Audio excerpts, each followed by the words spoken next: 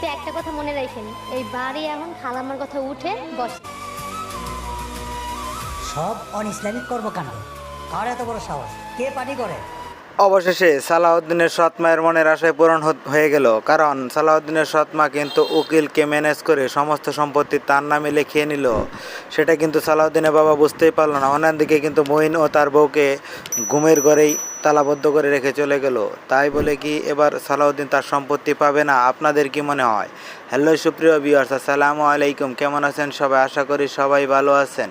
তো সুপ্রিয় ভিউয়ার্স, ইতিমধ্যেই আপনারা সত্যের মৃত্যু নাটকের 69তম পর্ব দেখে ফেলেছেন এবং ওদের আগ্রহ নিয়ে অপেক্ষায় আছেন পরবর্তী 70তম পর্বটি কবে আসবে এবং এই পর্বে কী হতে চলেছে সমস্ত কিছু জানিয়ে দেবো আজকের এই ভিডিওটিতে। তাই সম্পূর্ণ ভিডিওটি দেখতে থাকুন কোনো রকম স্কিপ করা ছাড়া।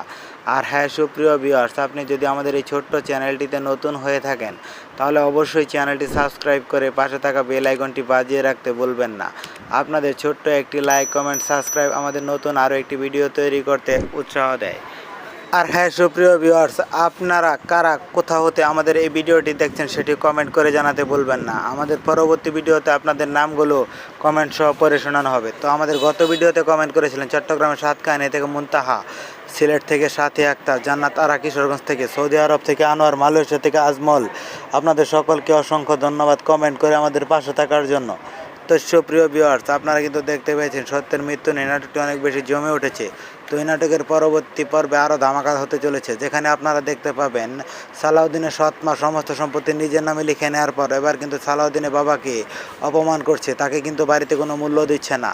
তো সুপ্রিয় ভিউয়ার্স, এই নাটকের পরবর্তী পর্ব আপনারা কেমন দেখতে চান অবশ্যই মতামত জানাবেন। আপনাদের মতামতের ভিত্তিতে ইগল টিম সেটি তৈরি করবে।